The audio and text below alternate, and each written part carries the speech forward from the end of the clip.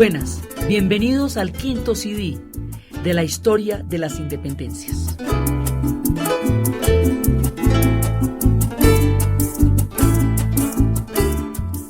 En el CD anterior habíamos quedado en el momento en que se tiene que definir ya el tema de cómo sacar a los realistas de Lima, porque mientras Lima siga siendo un bastión de España, no es viable la independencia del continente. Eso ya lo tiene claro San Martín y lo va a tener claro Bolívar.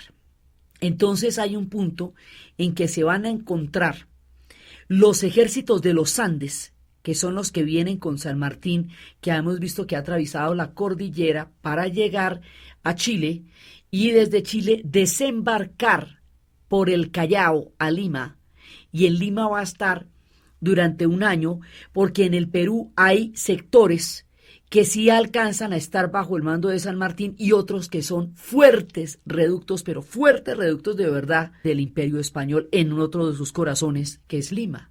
Entonces, eso solito no lo puede hacer San Martín, por eso la otra campaña está viniendo desde el norte, que es la del ejército bolivariano. Entonces, esto nos lleva a la Nueva Granada.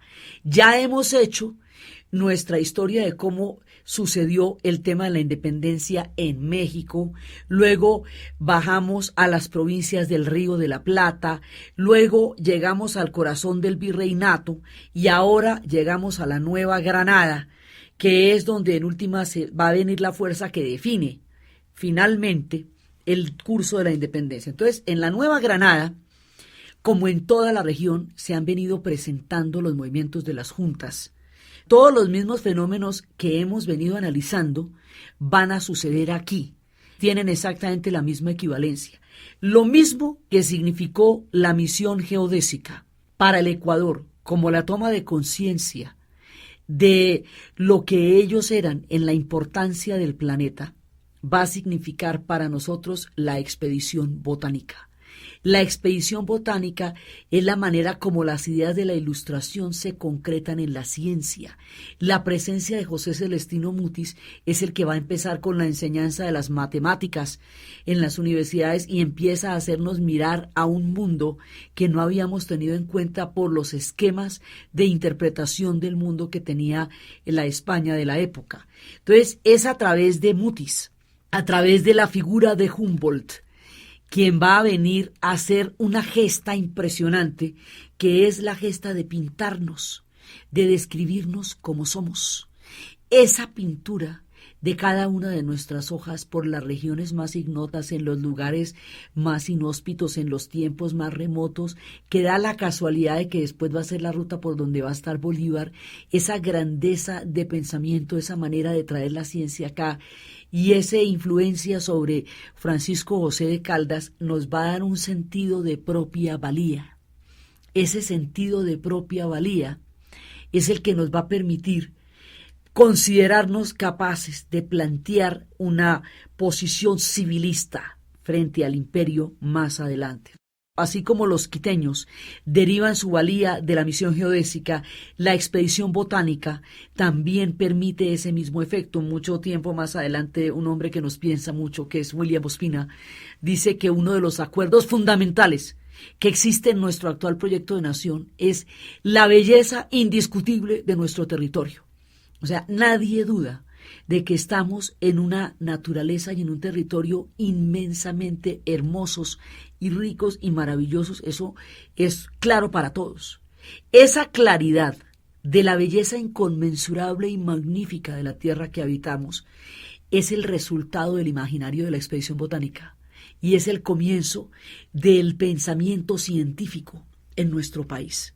Entonces, como hemos visto, las ideas de la Ilustración vienen por la ciencia y por la política. Entonces, por la ciencia vienen en lo que va a ser la expedición botánica y nos traen estos gigantes como Humboldt, y de aquí desarrollan pensamientos como el de Francisco José de Caldas, ¿sí? Y en la política, pues nos viene en vivo y en directo por la traducción de los derechos del hombre y del ciudadano por parte de Antonio Nariño, que le cuesta semejante carcelazo en Cádiz, porque eso es prometeico. es entregarle el fuego de los dioses a los hombres, dotarnos de derechos, hacernos entender como ciudadanos. Entonces, en estas condiciones, que son como la base del contexto, y en la misma dinámica de las juntas, pues aquí va a pasar lo equivalente. Entonces, ante la fractura de España, ante el tema de las juntas, ante el asunto de que la soberanía vuelva al pueblo y que cómo nos vamos a manifestar frente a la fractura, empieza el movimiento de juntas, llega a nuestras tierras, llega por Cartagena. Entonces, hay una cantidad de juntas que se van dando en Cartagena, en Mompox, en Cali, en todas partes se están dando juntas. Acá, es más, aquí las juntas son muchísimas, muchísimas. Es una gran cantidad de juntas se van a presentar en este territorio y cada una de esas juntas se plantea los mismos debates de autonomías, de cabildo, porque había que empezar a pensar cómo nos íbamos a manifestar nosotros y a gobernar y a seguir mientras estaba dada la fractura de España. Entonces, el movimiento de las juntas, que lo agarramos desde Buenos Aires, si es que hace rato que estamos caminándolo, que lo metimos en Santiago, en Montevideo, bueno, pues llega también a la Nueva Granada, entonces es Caracas, entonces es Cartagena, entonces Bogotá, entonces es Mompox, ¿sí? Entonces empiezan todas las juntas acá. Y es en ese momento, cuando tiene lugar y en ese contexto, el tema del florero de Llorente de Bogotá. Entonces, lo del florero de Llorente de Bogotá, que fue toda la conspiración para producir el movimiento de las juntas aquí, a través del tema de la reunión en el Observatorio Astronómico, que es donde se nos liga lo político con lo científico, y luego la puesta en escena, pues, del tema del florero de Llorente para atender a don Antonio Villavicencio, toda esa historia, para nosotros es icónica. ¿Es icónica por qué? Primero, porque eso es el primer acto civil de nosotros pronunciándonos como desde una perspectiva distinta a la perspectiva de ser simplemente súbditos. Entonces, la definición, ¿por qué es que las independencias se celebran a partir de las juntas? Y desde ahí llamamos bicentenario y no solamente a partir de las batallas. Porque las juntas son el acto civil de proclamación de una existencia política. Eso es un acto político, ¿sí? Y es un acto de, digamos, ciudadano, de una formación del concepto de ciudadano. Las batallas van a ser las definiciones militares del tema de la independencia cuando, entre otras cosas, ya no quede ninguna otra salida, porque todas las demás posibilidades de negociación o de conciliación han quedado rotas por la violencia con que se daría la reconquista. Entonces, ese 20 de julio nos permite a nosotros tener un objeto. El florero como tal es un objeto que materializa un sentimiento y un proceso político. Por eso quedó tan grabado en nuestro imaginario y entonces esto se repite una y otra vez, el día de mercado, cuando estaban todos allá, y entonces cuando ya se desencadenan los acontecimientos y llaman al cabildo abierto. El cabildo abierto es nuestra participación política en un esquema en el cual no teníamos ninguna, porque es que nosotros lo que éramos era una provincia de un imperio. Ahí cuál es la discusión, es ahora cuando se rompe la autoridad del rey y toca empezar a pensar ¿qué vamos a hacer con eso cuando viene el pronunciamiento de las juntas? Entonces, esto va a adquirir toda la importancia, es por eso, y por las famosas palabras, si perdéis estos momentos de efervescencia y calor, mañana seréis tratados como insurgentes, ved los grillos y las cadenas que os aguardan. O sea, esto es un momento único y hay que aprovecharlo. Entonces, eso está articulado no solamente dentro del movimiento que está viniendo desde Buenos Aires, sino que también está articulado desde el movimiento que está viniendo desde Cartagena. Esto no se puede entender si no se entiende toda la perspectiva regional. Por eso es que las regiones reclaman con tanta fuerza su derecho a las juntas, porque lo tienen. Cada una de las regiones lo tiene. Y la gente de Santander, del Socorro, reclama todo lo que fue su participación en la revuelta de los impuestos como un antecedente inmediato a una rebelión contra un esquema de la corona, que fue la época de Charalay del Socorro y de Tupac Amaru, en lo que va a ser el Perú. Pues aquí se hizo eso y cada paso de estos genera una identidad regional. Y esa identidad regional se reclama en un sentido de reconocimiento ante la historia de su aporte al proceso en conjunto de nuestra formación como pueblo. Entonces, nuestro florero tiene sentido porque en Cartagena hay junta, ¿sí? Entonces, aquí también pasa lo mismo que pasa en todas partes. No queda claro cómo es el tema con el rey, por eso era que se hablaba de abajo el mal gobierno, vive el rey y abajo el mal gobierno, porque la corona no estaba desprestigiada en ese momento. Hay, sin embargo, posiciones que desde ya son radicales. Mompox sí quiere la independencia de una, y Mompox era importantísima porque era toda la entrada del Magdalena. Hay que pensar en Mompox como un sitio de gran protagonismo en esa época. Santa Marta, en cambio, es realista. Entonces, dentro de el esquema que habíamos visto, en el cual no quedaba claro ni quiénes estaban contra España, ni de qué manera lo estaban, ni para qué, ¿sí? Entonces, lo mismo que vimos que Montevideo fue realista en el momento en que se produce el proyecto de juntas en el Uruguay, pues Santa Marta es realista cuando se produce el proyecto de juntas en la Nueva Granada. Sí, Mompox es radicalmente independentista, mientras que en Bogotá lo que se está planteando es un cabildo abierto, es decir, una capacidad de negociación civil con la situación de facto que está pasando en España. Entonces, eso es lo que tiene que ver, digamos, con el movimiento de juntas. Pero es icónico, cada una de las partes de la primera independencia son las que van a quedar realmente profundamente inscritas en el imaginario del tiempo. Fíjense que los mexicanos cuentan su independencia es desde el grito de Dolores, aunque sea con Iturbide que se formalice. Los quiteños cuentan la rebelión quiteña como el imaginario que les va a dar a ellos un sentido de identidad, aunque se formalice es en Pichincha y en Bomboná. Sí, o sea, aunque se defina, no se formalice, sino que se defina. Para nosotros el 20 de julio y el movimiento de juntas es un primer imaginario profundo en nuestra tradición civilista y en nuestra capacidad de construir en el futuro un proyecto de Estado Nacional. Y como después, al cabo de las 500 y después de todas las definiciones de las guerras civiles para formar el Estado Nacional, las posiciones unitarias van a terminar ganando. Mucho tiempo más adelante, los centralistas van a terminar ganando. El que gane el final de las guerras civiles es el que define cómo queda registrado ante la historia lo que pasó.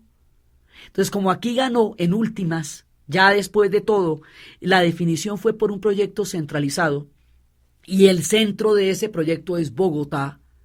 Entonces, se reinterpreta desde Bogotá la importancia gravitacional del movimiento de las juntas y el reclamo de las provincias, que muchas de ellas querían federaciones, es que su papel es tan protagónico como el de Bogotá, pero se le da menos importancia.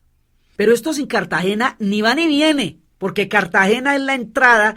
Hemos visto que esto es un imperio ultramarino, que las fortalezas están en las costas y en el Caribe. El temitas en Cartagena no se puede tocar, porque Cartagena es el bastión y es la fortaleza.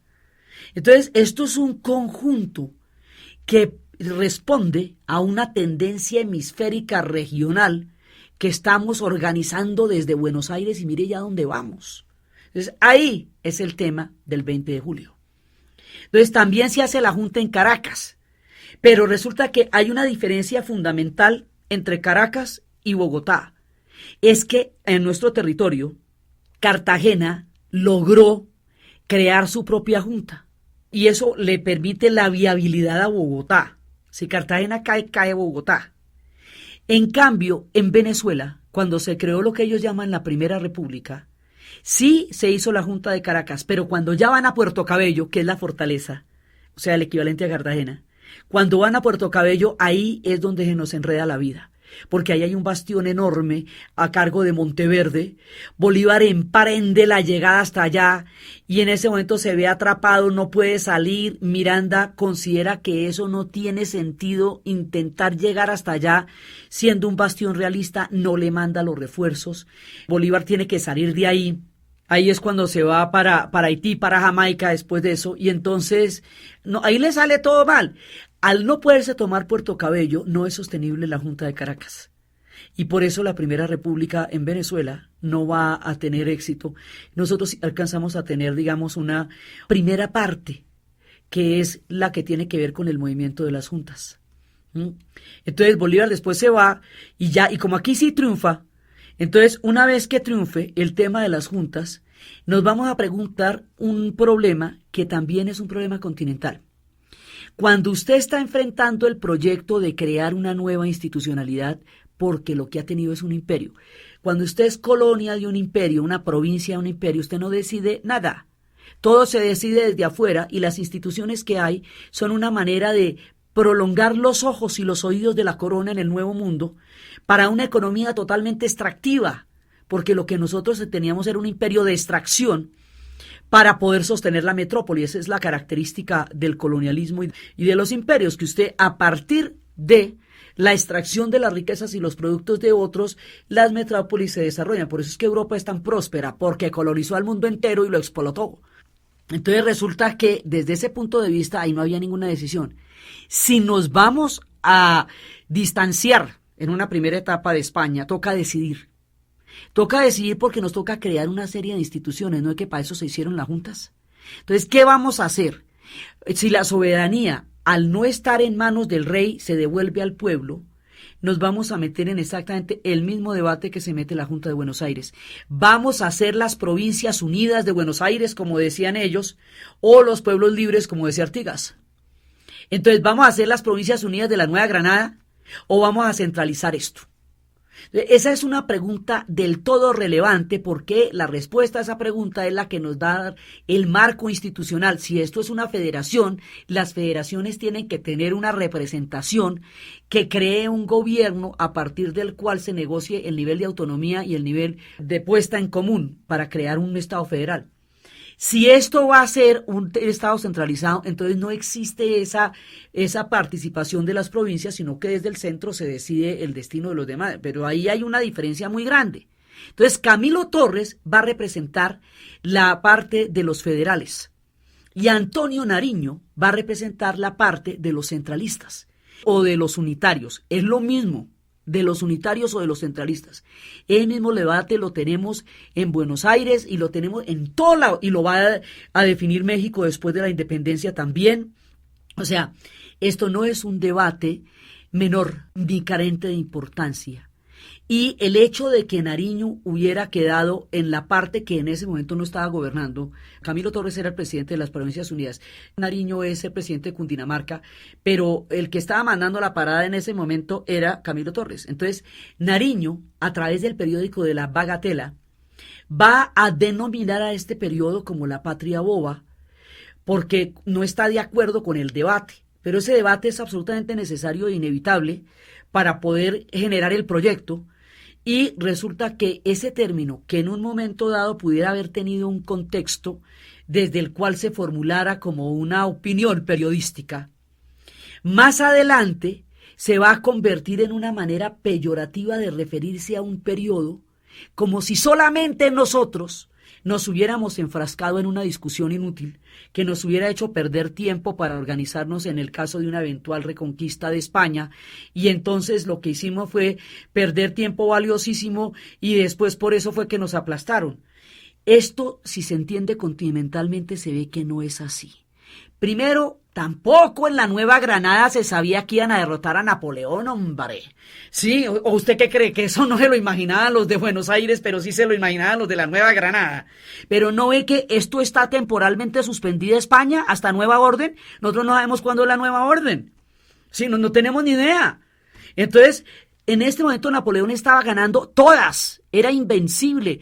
Habría de pensarse que en un futuro de pronto España volverá a reintentarlo, pero no sabemos cuándo. Eso era el día de San Blando. Ya que Napoleón vaya a ser derrotado por todos los ejércitos de Europa, que vayan sus hombres a morir en la nieve del general invierno y sean esperados en Waterloo, eso no lo sabíamos. Y menos que hubiera sido tan pronto, que hubiera sido una campaña tan ardiente, tan esplendorosa y tan breve, porque para el impacto que tuvo fue muy breve.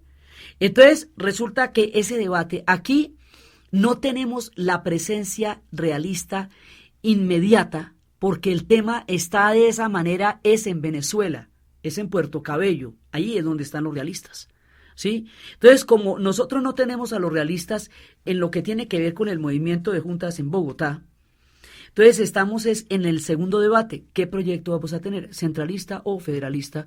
Que es el mismo debate que se está haciendo en todo el continente donde se está planteando el tema de las juntas. Así de sencillo.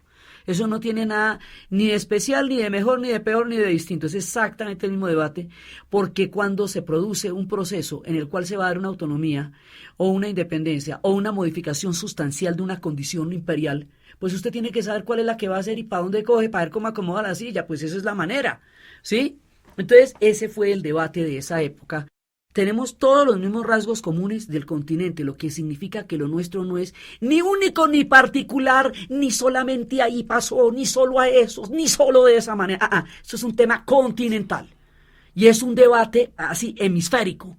Si uno se mira en el espejo del África, que tiene mucho menos tiempo de descolonización y por lo tanto es más visible, porque ellos se descolonizan 100 años después, el debate es el mismo. ¿De qué manera se van a gobernar? Y va a ser fundamental una vez que lo haga. Entonces, en eso estamos de acuerdo que nos pasa lo mismo que a todo el mundo. Después es cuando viene la reconquista por lo mismo que le vino al resto del continente. Lo que pasa es que a nosotros nos llega de frente carrera mar.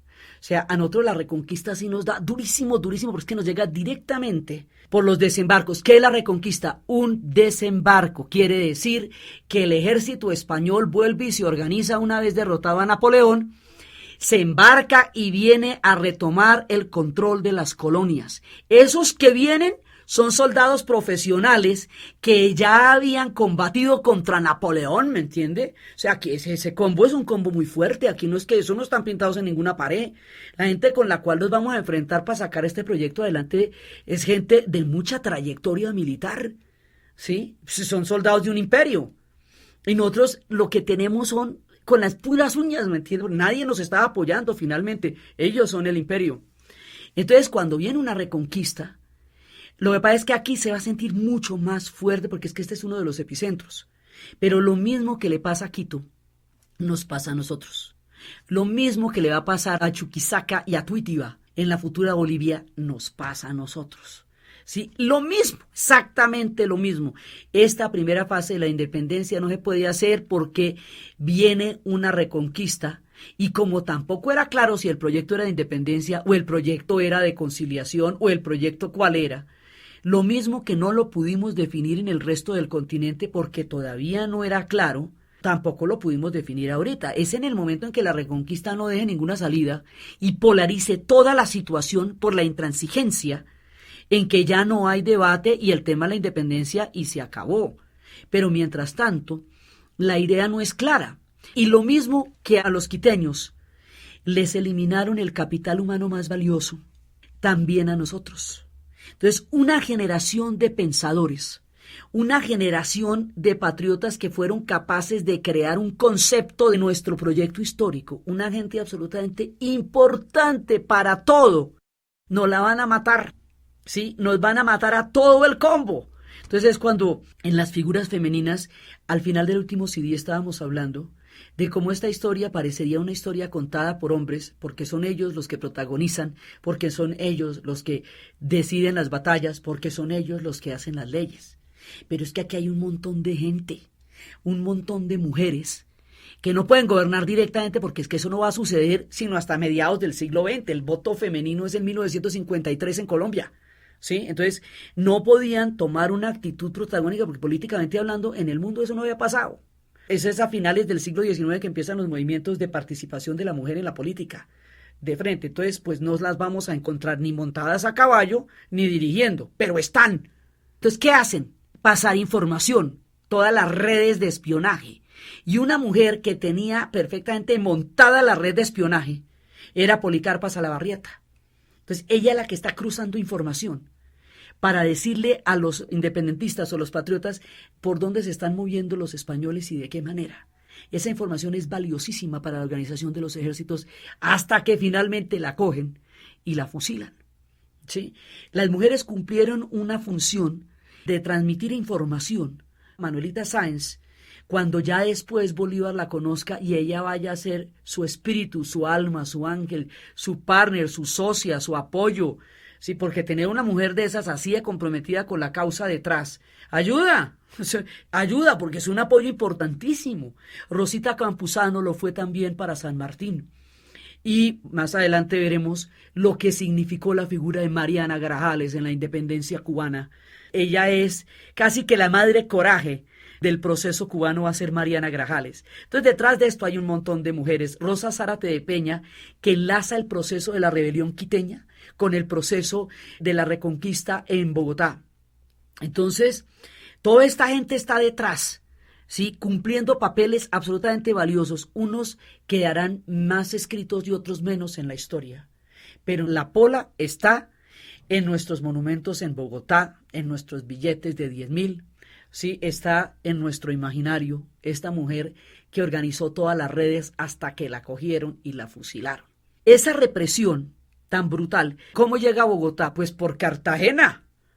Porque volvemos al tema, Cartagena lo es todo en ese momento. O sea, los núcleos son Cartagena y Bogotá. Por eso Cartagena reclama tanto protagonismo en la historia de este país porque lo tiene y porque tiene todo el derecho. Entonces, resulta que cae Cartagena, pero Cartagena va a caer con un cerco de 106 días. Todo el mundo trata de defenderla, pues desde ahí Cartagena se gana con creces el mote de la heroica. Siempre nos referimos a ella como la heroica, porque se fajó una resistencia de Padre y Señor nuestro, porque esto desde la popa, desde todos lados. Auri, nuestro compadre que viene de Buenos Aires, que era de origen francés, que es muy importante en el imaginario histórico de San Andrés, Providencia y Santa Catalina, también estuvo en el cerco de Cartagena. Ahí estuvo todo el mundo. Hay una serie de personajes en esa época que van a ser importantísimos, porque es que sin esos no se puede explicar lo que pasaría después, donde el almirante Padilla no sea capaz de repeler uno de esos desembarcos en Maracaibo. Ahí sí no habíamos tenido ningún chance. Él nos salvó en Maracaibo. Y eso la Guajira lo reivindica y lo pide. La Guajira dice, reconózcanle al almirante Padilla, independientemente de todas las disputas que tendrían después del proceso de la independencia, cada cual hizo lo suyo y sin ninguno de esos se hubiera podido sacar esto adelante. Cartagena resiste con alma, vida y sombrero. Entonces lo que decide Murillo es cercarla por hambre. Y son las famosas historias de cuando comían ratas, de cuando comían gatos, que cuando ya entraron a la ciudad, cuando la ciudad se rinde 106 días después, por física inanición, esto era un espectáculo dantesco de toda la gente que estaba muriéndose de hambre, eran esqueletos andantes. Un cerco de una ciudad es casi como un campo de concentración, porque es que usted no se puede salir, no está entrando la comida, no está entrando absolutamente nada. Entonces, ellos fueron reducidos a unas condiciones absolutamente paupérrimas y terribles. Y es sobre su derrota que se puede establecer la reconquista en el resto del territorio. A la heroica resistencia de Cartagena, a su papel en la historia, a la fuerza de esta gente, a la entereza, al ánimo y a lo importantes que fueron en ese momento, es a lo que se le rinde homenaje el 11 de noviembre, que es una fiesta nacional, por eso, por Cartagena. Entonces, caída Cartagena, pues olvídese, ya se van a meter por todos lados. Ellos desembarcan por 5 puntos, o sea, esto es un desembarco grandísimo. No era cualquier cosa, era que ya habían dejado de pelear contra Napoleón y ahora se nos venían de frente para acá. Mientras tanto, cuando esto estaba pasando, antes de que llegaran todos los ejércitos, Bolívar, en tiempos de Camilo Torres, se va primero para Jamaica y para Haití, y allá va a crear su proyecto, la Carta de Jamaica, ¿sí? Y allá se va a encontrar con Petión. Y Petión le va a decir, yo lo ayudo en lo que quiera, siempre que me jure que va a liberar a los esclavos, porque de eso se trata Haití. Y ahí es donde asume ese compromiso. Por eso es que les digo que Jamaica y Haití son un eje absolutamente clave en toda la historia de la independencia, porque eran el punto de apoyo, el refugio, el punto de tranquilidad, de claridad. O sea, tanto tenemos que agradecerles a Jamaica y Haití el que haya sido posible este proyecto continental, porque eran ellos los que nos daban las condiciones de respiro para poderlo cranear, para poder usted sentarse a ver qué es lo que va a hacer con lo que está pasando, ¿sí? Entonces, después del tema de Bolívar en Puerto Cabello, se va para Jamaica y se la cranea. Y se hace la tremenda carta de Jamaica que dice esto es aquí así. Y es a partir del episodio de Puerto Cabello que pasa este tema con Miranda, que lo habíamos visto antes, tan complejo. Porque él se siente traicionado por Miranda, porque eso le cae la Primera República de Venezuela. Y después él va a entregar a Miranda. Miranda va a morir en una prisión de Cádiz a manos de los españoles, siendo un héroe de miniseries. Este tipo, pues que estuvo en la Revolución Francesa, en todo, habíamos visto ese personaje. Los personajes que conforman estas historias son personajes increíbles, casi que uno hoy día no se puede imaginar una gente que haya hecho tantas cosas a la vez. Entonces, siendo Bolívar de todas maneras partidario de un pensamiento centralista, por así decirlo, le pide a Camilo Torres que le mande tropas para liberar a Venezuela. Y Camilo Torres, que tiene una tendencia política a él, le da las tropas. Y con esas tropas se hace un campañonón que se llama la Campaña Admirable. Pero es una cosa increíble, pues es que sale desde aquí y va a llegar hasta Caracas y la libera, ¿sí? O sea, hágame esa vuelta a caballo. Y esa campaña es la que le da el primer título de Libertador, es la Campaña Admirable, ¿sí? Que está haciendo allá. Entonces, cuando viene esto, Bolívar empieza a idear el proyecto, lo mismo desde la Nueva Granada, que está ideando San Martín, desde las Provincias Unidas del Río de la Plata hasta que nos encontremos. Entonces la vuelta ya le hicimos el sur, ahora lo estamos haciendo en el norte. Entonces, viene la Reconquista y nos mata a la gente más valiosa, más chévere, más necesaria. Y es tan duro, tanto como la proporción de quiteños que murieron, con lo que hablábamos de lo que hoy día es la ciudad de Quito, pues la de Cartagena es peor, porque esto arrasaron la población de la ciudad. Entonces lo nuestro va a ser una cosa absolutamente terrible y sentidísima. Va a haber un problema también en que no van a cumplir los pactos.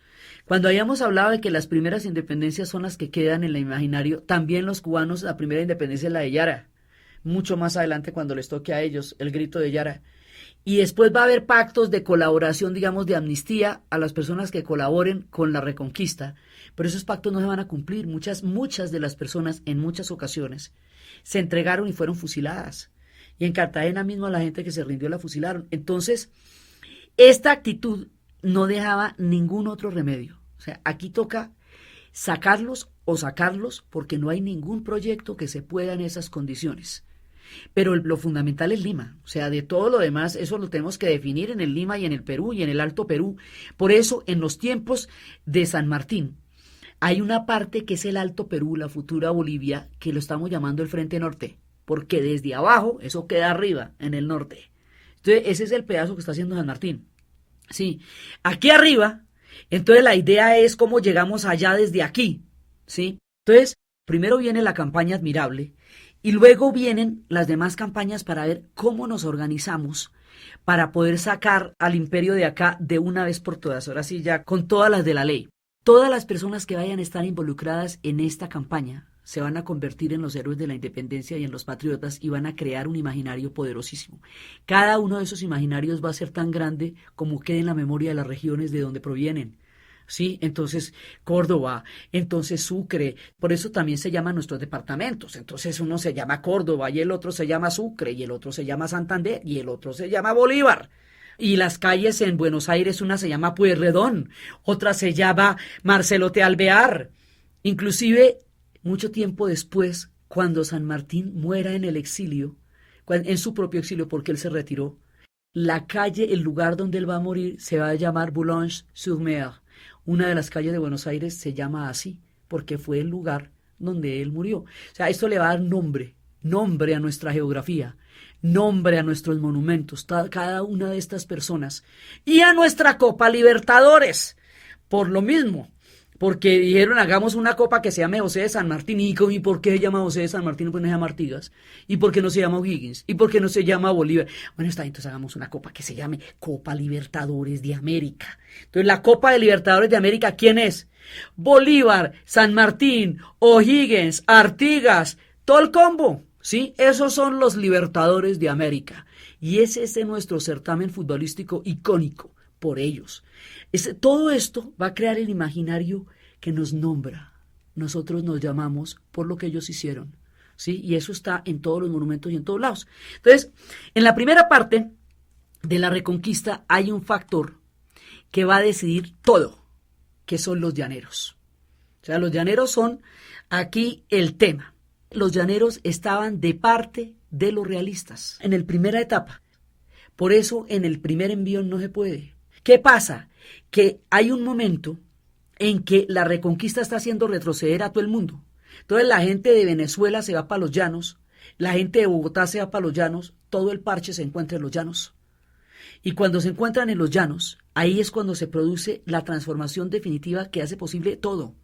Esa transformación definitiva que hace posible todo es la decisión histórica de los llaneros a través de la figura de Páez de apoyar irrestrictamente la causa de la independencia. No solamente la van a apoyar, ellos la van a hacer. ¿Sí? Ellos se la van a jugar toda y ellos son los artífices y son la gente que definió en última instancia el rumbo de la independencia del continente, van a ser los llaneros. Entonces los llaneros dice, bueno, listo, yo le camino para esa, va para esa. Sí, ya había muerto la figura de Boves y también Santander va a ser una figura que para ellos tiene mucha significación, porque ellos sienten que Santander les dio como la bienaventuranza para que fueran los llaneros los que emprendieran la campaña de la independencia, que él fue como el primero que creyó en ellos, es como lo perciben.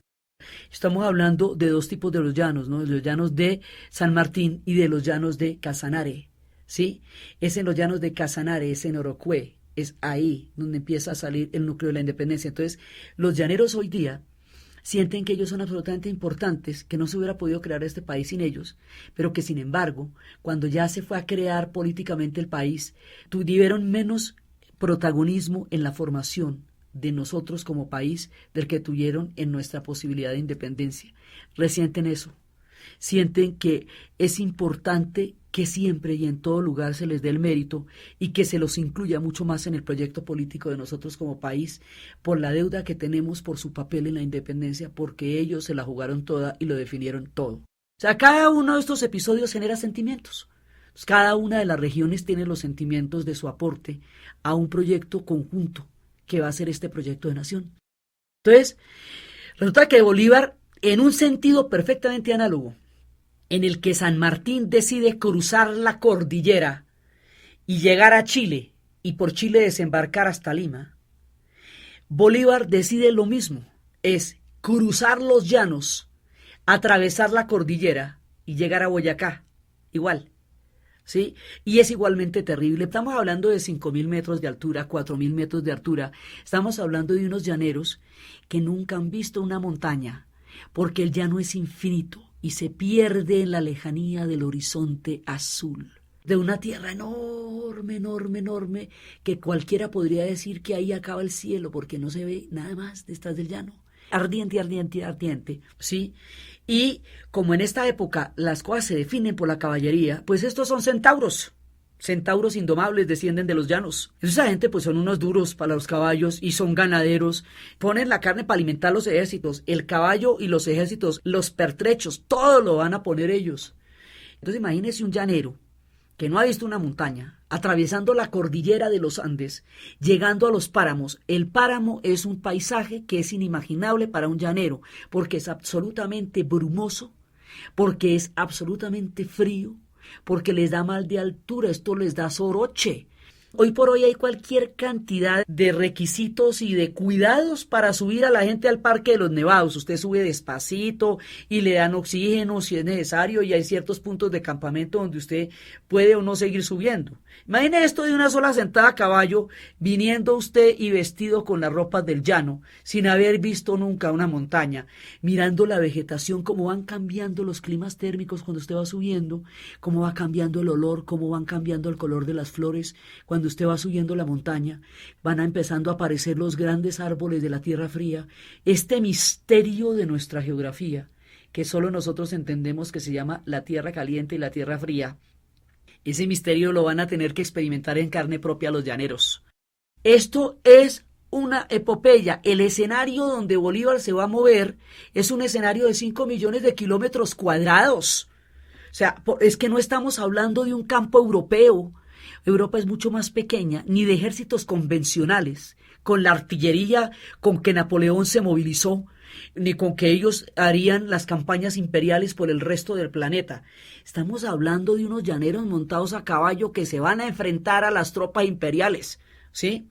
En el caso de la Nueva Granada. Y estamos hablando de los pamperos que van a atravesar también con San Martín la cordillera de los Andes, siendo San Martín un militar de carrera que había peleado en Valién, en una de las batallas de España, un oficial de carrera. Entonces estamos hablando de organizar todo esto. Uno está subiendo los Andes para llegar a Chile. Eso se llama el Ejército de los Andes. Bolívar está subiendo los Andes para llegar a Boyacá. Esto se llama el Ejército Bolivariano. Cuando baja de ahí es que se produce la batalla del Pantano de Vargas y la batalla de Boyacá. Y ahí es donde va a derrotar a los realistas, y por eso es que Murillo va a decir que en una sola batalla se tiró 5 años de campaña, se dio al traste con 5 años de campaña en una sola batalla. Entonces, una cosa que tenía Bolívar era la capacidad de pararse de todas las derrotas. O sea, no era un tipo fácilmente desanimable. Ya le habían dado durísimo en Puerto Cabello y fue y se recompuso.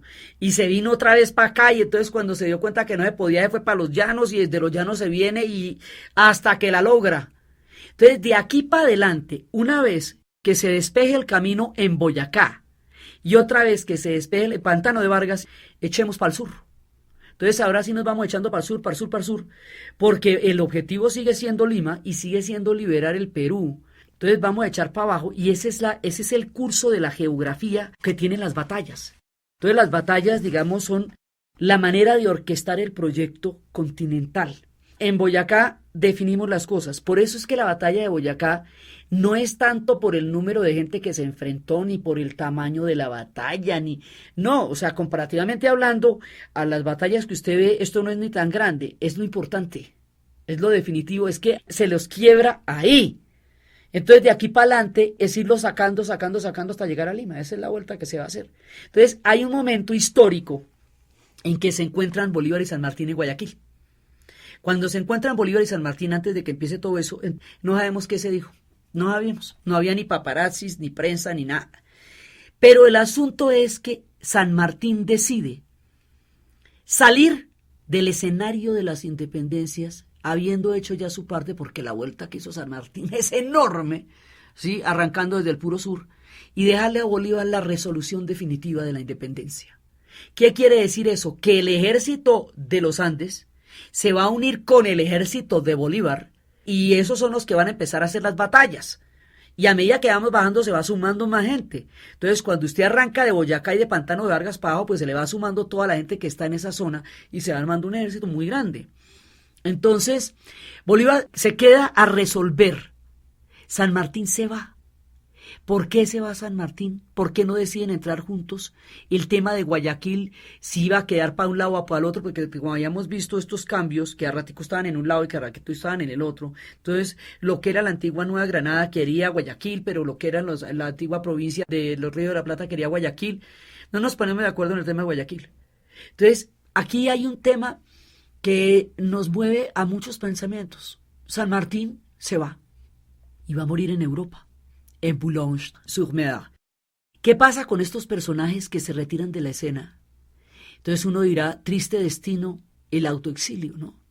Pero hay unos que se van, como es el caso de George Washington, termina su independencia con Estados Unidos, es presidente el primer periodo y luego se va para su finca y chao el amigo, decide irse, San Martín decide irse.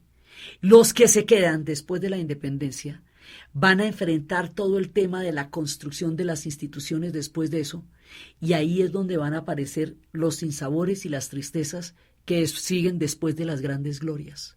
Entonces uno no sabe si San Martín diga, yo ya me la eché toda, yo me pierdo ese pedazo. Ahí llevamos cualquier cantidad de guerras civiles en Buenos Aires, ¿no? O sea, esto no estaba suave, estaba Pueyrredón y estaba Marcelo Alvear, y él ya se ha agarrado con Marcelo Alvear. Yo como que me voy. Y Bolívar dice, no, yo como que me quedo, y me quedo con todo. Uno decide una cosa y el otro decide la otra. Entonces, Bolívar se queda a terminar. Bueno, entonces, a lo que vinimos. Aquí vamos a terminar esto, y la terminada de esto es impresionante. Porque después nos toca ir a hacer la vuelta a Venezuela. ¿Se acuerda que Venezuela había quedado en manos de los realistas y todo, y que no habíamos podido recuperarla después de lo de Puerto Cabello? Pues hay que hacer el envío a Venezuela. Y el envío a Venezuela es que nos echamos para arriba otra vez y nos vamos para Carabobo. Y la batalla de Carabobo nos resuelve el tema de Venezuela. Y de para abajo otra vez. Sí, o sea que uno hace unas vueltas en varias direcciones, no, esto no es lineal, que hice aquí, luego aquí, no, toca devolverse porque lo de Venezuela lo teníamos ahí en Salmuera, ¿no? Los realistas estaban allá. Entonces, eche para Venezuela, batalla de Carabobo, listo, sale Venezuela. Entonces, además, pues Venezuela es sumamente importante porque el que está caminando aquí es Bolívar. Y esa, pues entonces ese detalle no lo podemos dejar de lado, dejamos aquí también unos temas claros en angostura, como el proyecto y para abajo. Y ahora sí, nos vamos para el Ecuador y nos vamos para Guayaquil y nos vamos resolviendo. Resolviendo significa que en la velocidad de estas batallas, si usted llega, tiene un encuentro, el encuentro define una posición, esta era la época de las batallas definitivas, define una posición y usted sigue, porque esto es una cosa que va andando, esto es a una velocidad y después viene Pichincha. Y viene Bombona, ya despejado el camino de Pantano de Vargas, Boyacá, Carabobo, Pichincha. Todo este pedazo de la Nueva Granada ya lo tenemos listo, ¿cierto? Por el otro lado ya habíamos dejado listo el tema de las provincias del Río de la Plata. Ahora nos vamos a donde se define toda la jugada, al Perú. Porque no es que todo lo que hicimos lo hicimos para llegar al Perú. Entonces cuando llegamos al Perú, el ejército que llega al Perú, que ya es la suma de todos los ejércitos, ¿sí? Que ya trae los llaneros, ese ejército trae los mejores caballos de su tiempo, trae los jinetes más eximios, que son unos jinetes que nacen a caballo, trae los caballos de los llaneros, traen los caballos que San Martín había recolectado y criado en la Pampa de la Argentina. La Pampa Argentina tiene la tradición de los caballos desde la primera expedición de Buenos Aires. La primera expedición que fundó Buenos Aires se la comieron los indios patagones y quedaron libres por la Pampa los caballos y el ganado que traían, y esos fueron los caballos salvajes de la Pampa. Después, 52 años después, tocó volver a fundar a Buenos Aires y ya existía una tradición de caballos libres. Esos caballos libres de la Pampa, con la cultura del gaucho, que le va a dar todo ese carácter centauro, esa gente va a los ejércitos. Y vienen los llaneros montando esos caballos desde tanto tiempo. Entonces ya los que vienen son los mejores ejércitos ecuestres de una época en que las cosas se definían a caballo.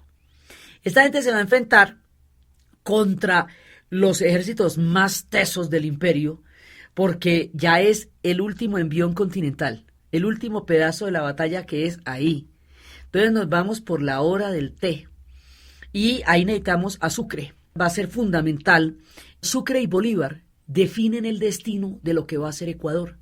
Y ahí es cuando Ecuador va a quedar de candidato al proyecto de la Gran Colombia, no de la rebelión quiteña, sino de la Gran Colombia. Ya no es la decisión de Montúfar, es la decisión de Sucre y de Bolívar. Y en el momento en que estamos en el Perú, que es cuando todo se define, ahí vamos a tener la batalla de Ayacucho y nos vamos a encontrar con el Frente Norte. Vamos a unir todas las piezas. El Frente Norte, que era el Alto Perú, ese pedazo le va a tocar también a Sucre. O sea, Bolívar la funda después, la deja lista y Sucre la termina de arreglar. O sea, ahí Sucre es como la llave. Mientras tanto, en casa se quedó Santander, porque pues alguien tiene que estar gobernando. Se queda creando los primeros paquetes de leyes para la construcción de un Estado, porque la construcción del Estado pasa por sacar a los españoles, pero también pasa por legislar qué tipo de Estado va a ser este. En este momento llegan a la definición última, y la definición última se va a hacer en Junín y en Ayacucho. La del nombre de las batallas son los sitios donde se definieron los aspectos fundamentales. Entonces, pues a eso se le tienen todas las fechas del mundo, pues la de Boyacá es en 1819, la de Carabobo en 1821, la de Pichincha es en el 22, la de Junín es en el 21 y ya la de Ayacucho es en el 24. Aquí pasan dos cosas. Por un lado, viene lo mejor del ejército a sacar el último reducto de la presencia de los españoles en tierras continentales. Hacemos tanta énfasis en la tierra continental porque queda un último pedazo que se va a resolver mucho tiempo después, que es el de Cuba y Puerto Rico. pero en la parte continental esto se va a definir en el Perú, el corazón de todo el imperio del sur. Entonces, cuando llegamos allá, ya se ha libertado todo lo demás, porque es que es así que se liberan 5 países, usted montando a caballo y sacando a la gente de ahí, y hágale, siga, atacándolos por los puntos más débiles. Aquí entra en juego la revolución de Riego. La revolución de Riego que nos hizo posible que México llegara a un pacto con España que le permitiera seguir convirtiéndose en una especie de monarquía independiente en un principio, hasta que un nuevo rey Borbón le diera por preguntar. Sí, que eso quedó como en puntos suspensivos, pero fue definitivo a la hora del té. Sí, eso fue posible políticamente en México y fue posible militarmente en el Perú, los 2 bastiones del imperio, por la revolución de Riego. Entonces, como hemos visto, la revolución de Riego es un levantamiento que hay en España contra Fernando VII, que, como habíamos visto, logró traicionar a todo el mundo. Entonces, en sus traiciones, una de las múltiples que tuvo, fue que había creado toda una expectativa sobre los cambios de España. Había creado la idea que iba a asumir las nuevas tendencias que había expresadas en la Constitución de la Pepa.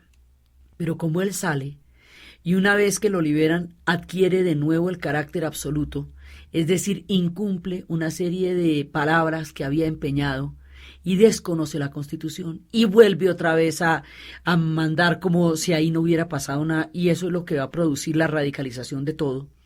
Entonces los españoles le van a decir, no señor, usted tampoco puede pasarse por la faja todo lo que habíamos quedado que íbamos a hacer y dejar todo atrás. Usted tiene una obligación con nosotros y nosotros se la vamos a recordar.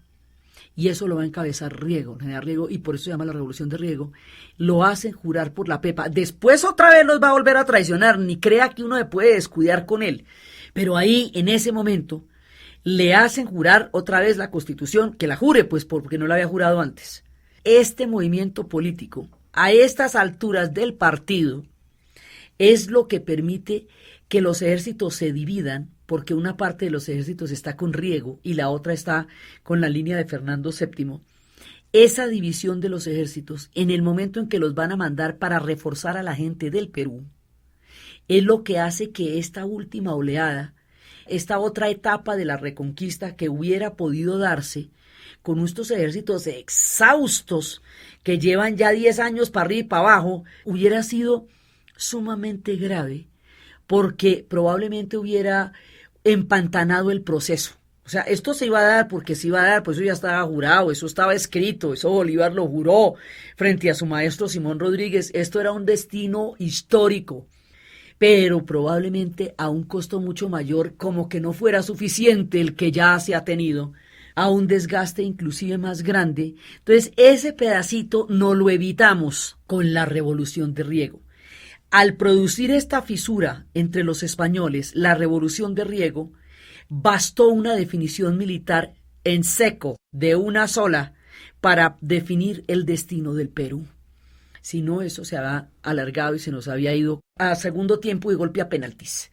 Entonces, no, lo resolvimos dentro de los 90 minutos por la Revolución de Riego. Entonces, en ese momento se da la batalla, ya la última, Ayacucho, y ya salen. Ya iban a salir los españoles, entonces toca ir a fundar Bolivia, o sea, el Alto Perú, definir cómo vamos a hacer con Bolivia. Ya se da la última definición, se funda Bolivia. O sea, Bolívar la va a fundar y Sucre la va a dirigir.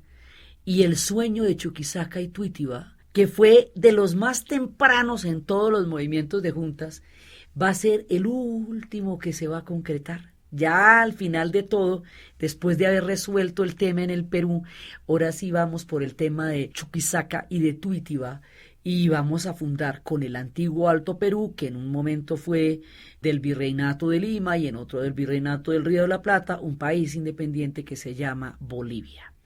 Entonces dejamos listo y eso lo dejamos al mando de Sucre. Con esto termina oficialmente la campaña de independencia. Hasta ahí llegan. Entonces viene el mismo tema que pasa en todas partes. La Gran Colombia como proyecto era el mismo caso que habíamos visto de las Provincias Unidas del Río de la Plata o de las Provincias Unidas de Centroamérica. Entonces, pero igual que Centroamérica se escindió de México y ella misma a su vez se fragmentó en 4 países. Igual que el Río de la Plata va a enfrentar la autonomía de la banda oriental y la creación del Paraguay y de Chile, o sea que se van a convertir en 4 países, porque son provincias totalmente distintas. En el mismo sentido, la Gran Colombia también se va a fragmentar. Entonces, la figura de Páez, él como llanero y como el hombre que puso a los llaneros al mando de toda la gesta libertadora y definitiva, él va a fundar Venezuela y la va a gobernar durante 30 años. También Quito se va a separar, porque es que aquí pasa una cosa. Cuando se quieren hacer estos proyectos cohesionantes, no todo el mundo está de acuerdo. Los árabes intentaron hacer el panarabismo, que era redefinir sus límites después de que se volvieron independientes, cuando esos límites los colonizaron en otra época los ingleses y los franceses, y quisieron fundar una nación que estuviera compuesta por Egipto, por Siria y por Yemen, que se llamaba la RAU, República Árabe Unida. Pero ¿quién la va a mandar? ¿La vamos a mandar desde el Cairo o la vamos a mandar desde Damasco? Porque en todo caso desde Yemen no fue. Entonces, en la Gran Colombia, ¿la vamos a mandar desde Caracas? ¿La vamos a mandar desde Bogotá? Me late que desde Quito no se va a poder. Entonces, con el tema de la banda oriental también, la vamos a mandar desde Buenos Aires y entonces Montevideo que viene siendo, y entonces Santiago que viene siendo, y entonces Asunción que viene siendo. Entonces, ¿por qué se fragmentan estos procesos? Porque es que la idea es pasar de un virreinato a un Estado nacional. Un virreinato es una estructura colonial hecha para sacar una cantidad increíble de riqueza para llevarla a una metrópoli, como ya habíamos dicho. Entonces, transformar una estructura virreinal en una estructura de Estado nacional significa crear una serie de instituciones que van a tener que estar en consonancia con los intereses de toda la gente allí contenida, porque no estamos hablando de una cosa homogénea. Si dentro de las mismas provincias de la Nueva Granada hay cualquier cantidad de discusiones acerca de cuál es, desde dónde, quién, cómo, para hablar solamente de las provincias anteriores, imagínate el tema con Quito y Guayaquil, que al fin no nos quedamos claros cómo iba a ser la cosa, imagínate el tema con Caracas. Entonces, la Gran Colombia se va a fragmentar por la misma razón que se fragmentó el Río de la Plata y las provincias de Centroamérica, porque era incompatible el proyecto virreinal con el proyecto de Estado nacional, como sueño divino, encantador y regio, pero no va a ser viable a nivel institucional. Esto no es un fracaso histórico, esto no es una pequeñez mental, esto no es una incapacidad de entender la grandeza de América, esto es un problema práctico. ¿Cómo se va a resolver esto en la vida cotidiana, tú y yo que venimos siendo? ¿Sí? Entonces, lo mismo le pasa al África. En el África, los europeos se repartieron el continente en una conferencia que se llamaba la Conferencia de Berlín, y allá dieron unos límites totalmente arbitrarios de cómo iban a ser esas tierras. En el momento de la independencia, la pregunta es: ¿mantenemos los límites coloniales? ¿Redefinimos los límites como estamos nosotros culturalmente asentados de tiempos ancestrales? Esa pregunta se la tiene que hacer todo el mundo que se va a descolonizar. Porque la siguiente pregunta es: ¿cómo quedan los territorios propiamente dichos para saber cómo quedan las instituciones? La Gran Colombia está dentro de esta dinámica, y dentro de ella pues se fragmenta como se fragmentaron nosotros. De golpe dura un poquito más, ¿sí? Alcanza a durar unos añitos más, porque lo de México sucede a los 2 años. Pero en última se va a fragmentar como se fragmentaron los otros, y va a tomar un destino como lo tomaron los otros. Cuando esto era la Gran Colombia, 7 años después de la batalla de Boyacá, San Andrés, Providencia y Santa Catalina se unen al proyecto de la Gran Colombia, porque ellos quedaron a la deriva. Ellos originalmente eran una dominación inglesa. Como eran parte de la gran batalla por el Caribe, entonces en una de esas los españoles se la quitan a los ingleses. Entonces la vuelven a tomar, entonces los españoles la cogen. Ellos son una cultura africana e inglesa. O sea, es hecha por los escoceses y los ingleses, con un proyecto puritano que llegaron hasta allá. Luego los españoles la van a tomar, pero esto ya tiene un asentamiento protestante, inglés, con unas características diferentes como las otras islas en el Caribe. Se la van a tomar los españoles, de manera que cuando pasa todo este tema de la independencia, ellos están bajo el poder de los españoles. Al terminar el imperio español en el continente, en ese pedazo, entonces ellos dicen, bueno, ¿a dónde nos vamos? Y deciden el proyecto de la Gran Colombia. Parece una cosa bastante interesante y se meten a la Gran Colombia. En ese instante, Panamá también se mete a la Gran Colombia. O sea, Panamá hubiera tenido la alternativa de las Provincias Unidas de Centroamérica o la Gran Colombia. Entonces, Panamá se mete a la Gran Colombia.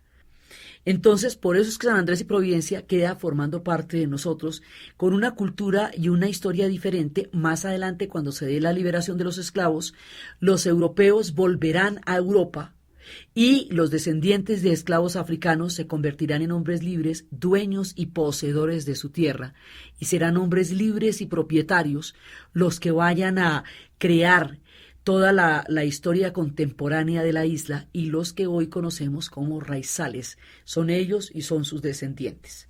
Entonces, así es que quedan ellos allá, por eso es que la figura de Auri los vincula con nuestro propio proceso y tal, y eso van a quedar. Y Panamá, otro tanto. Entonces, después, cuando se fragmenta la Gran Colombia, de ahí surgen 3 países, inicialmente. Van a salir Ecuador, Venezuela y Colombia. De la línea que midió la misión geodésica, de todos esos geógrafos que llegaron un día para mostrarle a Quito cómo ellos eran la mitad del mundo, surgió el nombre que daría forma al actual país del Ecuador. ¿Sí? El otro sería Venezuela y el otro sería Colombia. Entonces, quedamos de la siguiente manera. Del virreinato de Nueva España nos va a quedar un país que se llama México. De las Provincias Unidas de Centroamérica nos van a quedar Guatemala, Salvador, Nicaragua, Costa Rica.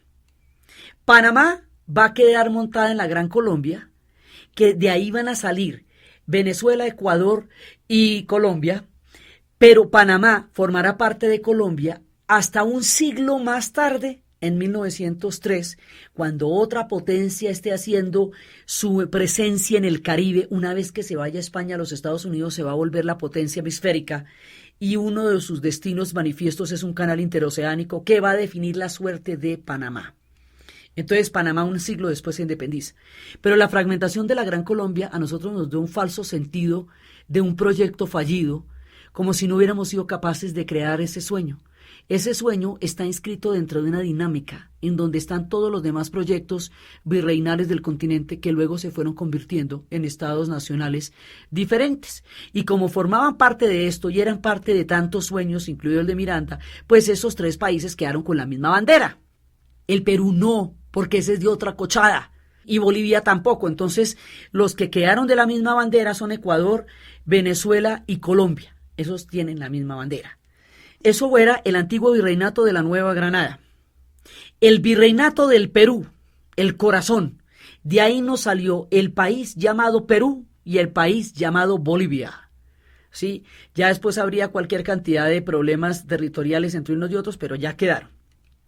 Del virreinato del Río de la Plata nos quedó un país que se llama Chile, otro país que se llama la Argentina, que de todas maneras siempre quedó con una distancia muy grande entre Buenos Aires y el resto de las provincias, heredera de los primeros conflictos, pero igual son un país y se llaman Argentina. De la banda oriental nos va a surgir el Uruguay, que después de independizarse de España, le toca independizarse del Brasil, le toca hacer otro envío, ya después veremos, y va a salir otro país que se llama el Paraguay. Y así quedó el mapa de América Latina. Después de las independencias, de los proyectos de continuar los límites virreinales ya en calidad de estados nacionales, de la fragmentación de los virreinatos en estados, quedó de esa manera. Más adelante, Estados Unidos va a invadir a México. Primero Francia, porque llegó el famoso rey Borbón ese que te dije que si un día la reclamaba, sí, y quiso, y ya los mexicanos dijeron, no, mira, ya no son horas. Y ese debate de federalistas y centralistas los mexicanos lo van a resolver siendo federales. Entonces los van a invadir y luego los Estados Unidos va a invadir a México y le va a quitar el 67% del territorio. Entonces, lo que va a quedar es un límite que se llama el río Bravo. Sí, el río Grande en una parte del río Bravo. Del sur del río Bravo hasta la Tierra del Fuego, en la Patagonia, vamos a hablar una sola lengua. Y esa lengua es el español. Eso es una decisión que se toma cuando se están formando las repúblicas. ¿En qué vamos a hablar? Pues hay muchas lenguas indígenas, y hay lenguas guaraníes, hay una cantidad de lenguas. Dice, no, mantengamos la lengua. Mantengamos la lengua del español, eso está muy bien, y esa lengua nos convierte en la cultura más homogénea en términos de grupo histórico que hay en este momento en el planeta. Eso va a ser importantísimo a la hora de formar una identidad. Entonces, esto es en la parte continental, pero el imperio todavía queda reducido en otro punto, y por eso decimos que las cosas comienzan y terminan en el Caribe. O sea, ya terminamos nuestro proceso, para 1830 todo el mundo salió de aquí.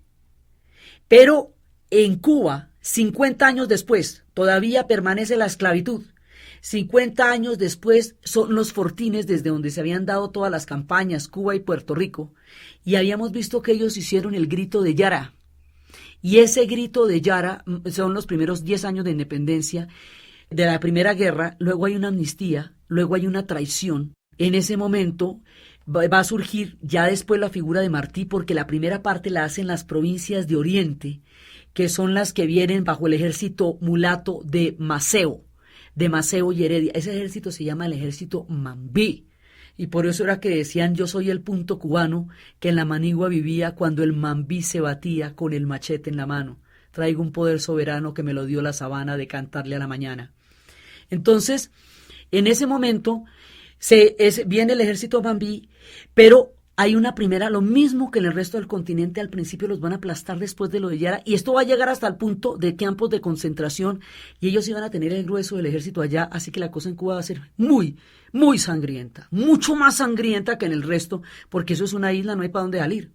Entonces ya cuando una potencia continental se perfila en el continente que son los Estados Unidos, con el apoyo de los Estados Unidos, la figura de José Martí, que también es masón, y de las logias y todo, y que tiene un sueño de América. El sueño de América es de varios, es de Miranda, que quería una capital, un mundo continental mandado desde Panamá como una especie de Inca.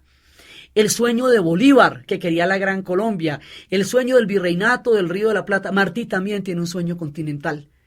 Y ese sueño continental lo va a plasmar en sus versos. Martí va a llevar a la independencia de Cuba. Y en el momento en que Cuba se independice, o sea, ya hay un último desembarco español, pero el imperio español ya hace mucho rato que está totalmente debilitado. Cuando se produce ese desembarco y los Estados Unidos los apoya y los van a acabar, en ese momento termina la dominación. Puerto Rico va a ser prácticamente una indemnización que pide los Estados Unidos por haber apoyado la independencia de las islas. Y por ahí derecho, con una resistencia muy brava, en ese momento se van a independizar los filipinos. Ya cuando suceda esto, sus independencias van a quedar totalmente limitadas, porque la intervención de los Estados Unidos va a tener un costo ahí. Entonces se van a convertir en zonas de seguridad del proceso de expansión de los Estados Unidos, que primero se va a dar por México, luego se va a dar por el Caribe y va a llegar hasta el canal interoceánico que va a definir en el futuro la suerte de Panamá. Entonces, cuando esto suceda, van a quedar, en el caso de Cuba, con una independencia limitada, porque ahí va a haber una cosa que se llama la enmienda Platt, que dice que se puede invadir la isla si es necesario por razones de seguridad. Puerto Rico va a ser prácticamente una indemnización que sobre la mesa se va a parar, va a quedar en la calidad de Estado libre asociado y va a vivir en la lengua. ¿Dónde está Puerto Rico? En la lengua y en la música. Porque políticamente hablando quedaron casi convertidos en un Estado de la Unión. Pero ellos son de nuestra historia, ellos hablan nuestra lengua. Entonces, finalmente, ya con esto, en 1898, se independizan las tres últimas colonias. España ha perdido toda la grandeza y esto es lo que le va a producir la depresión final, porque se van a sentir que todo en su historia es pasado. Va a haber una generación de escritores a los que les duele España y España entra en una crisis, y luego este problema de la modernidad, que no se pudo resolver en su momento por todos los avatares que hemos narrado, va a llevar a que España vaya a estallar en pedazos en una guerra civil en la mitad, el de 1936 y 1939 en el siglo XX, donde se va a terminar de resolver todo esto que le pasó a España en nuestro proceso de independencia. Tendrán 40 años de dictadura y finalmente después van a resolver los problemas de las autonomías, porque ellos también tienen problemas de autonomías entre vascos y catalanes y todo, lo mismo que todas las provincias de acá. Ellos, que eran el imperio, también los tenían. Ellos van a terminar resolviendo eso casi a finales de la segunda mitad del siglo XX. Y toda nuestra historia pasará en la historia de ellos como la memoria de su antigua grandeza. Y para nosotros su historia será lo que creó un vínculo de 500 años en la nuestra, y que fue lo que superamos para crear nuestros proyectos de estados nacionales.